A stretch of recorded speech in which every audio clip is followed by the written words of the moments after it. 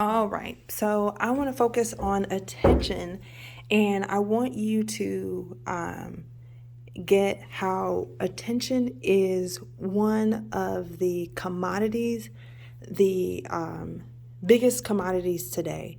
Big businesses want it, billionaires themselves want my and your attention.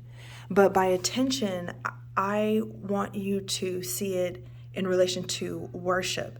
Now, in this column, I have here that there's a way that we give our attention online. Mine goes to YouTube, TikTok, Instagram, Facebook, probably in, no, not in that order. Mine, TikTok would supersede YouTube. We also can give our attention to things that we listen to.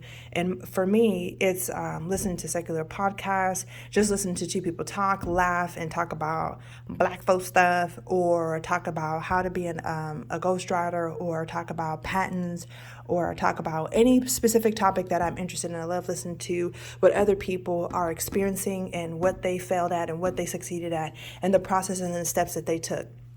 Just watching that on my phone literally all day or on my desktop, whichever. And things that I and then but this is mostly when I'm driving because I'm saying I'm listening. Now, things that I'm watching that I'll tune into and I'm not divided, writing something and then listening to it. I'm watching a movie, and again, that's going to be YouTube, or I'll actually take some time and sit in front of the TV, but I got 3 kids and my husband also be watching sports, so I really get that spot to watch that TV. So mainly on my desktop, and things that I'm reading. Oh, I do have a goal to start reading one book a day. Excuse me, one book, 2 books a month, and I'm able to do that through Audible. This is not a paid advertisement, but I don't sit down and read, but I actually listen to the books on Audible. And so that's how I'm going to be able to reach my goal every month, going through 2 books. And they're mostly about entrepreneurship, about success, about motivation, about just applying yourself. And let me tell you something, that right there is getting me my undesired outcome. Now, my channel is all about God. Now, in one way or another. And my life trying to not balance, but bring God into my relationships all across the board.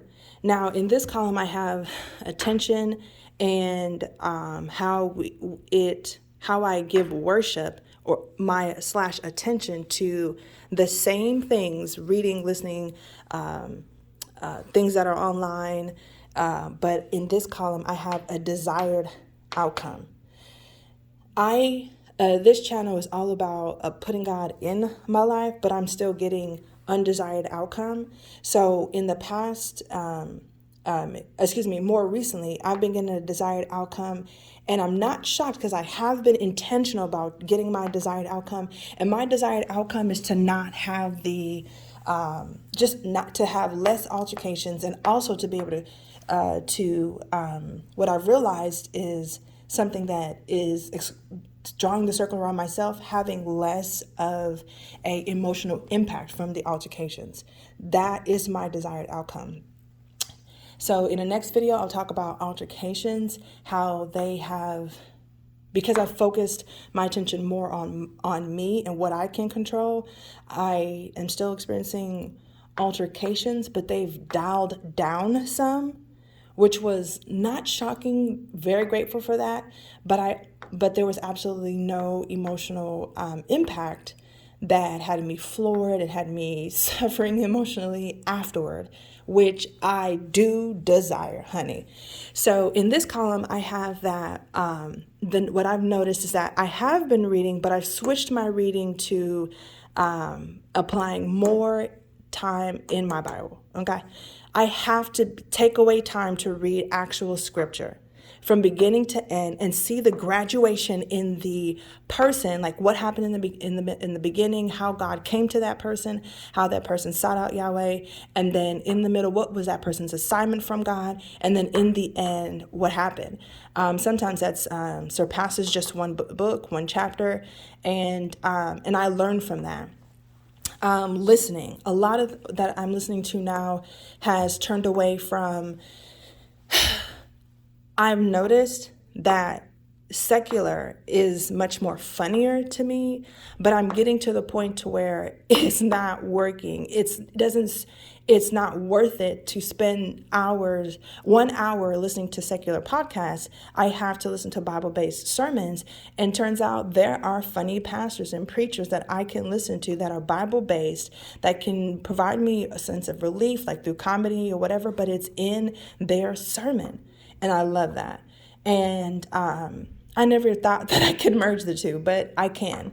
And I have found preferred sermons of those that are Bible based, because I ain't trying to go to hell just because they talking about the Bible, but they're not biblically based. So what's the point of that? Laughing on my way to hell. Nobody wants to do that. So studying. I have to be intentional about this. The difference between reading the Bible and actually studying is that I have focused topics.